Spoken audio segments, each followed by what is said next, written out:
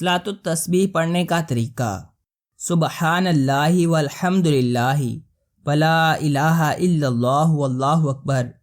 پہلی رکعت میں تکبیر تحریمہ اور ثنا کے بعد 15 مرتبہ، سورہ فاتحہ اور سورت کے بعد رکوع سے پہلے 10 مرتبہ، رکوع میں سبحان ربی العظیم کے بعد 10 مرتبہ، رکوع سے کھڑے ہونے کے بعد یعنی قوما میں 10 مرتبہ، پہلے سجدے میں سبحان ربی الاعلیٰ کے بعد 10 مرتبہ، دونوں سجدوں کے درمیان 10 مرتبہ، دوسرے سجدے میں سبحان ربی الاعلیٰ کے بعد 10 مرتبہ، اسی طرح 4 رکعت مکمل پڑھیں۔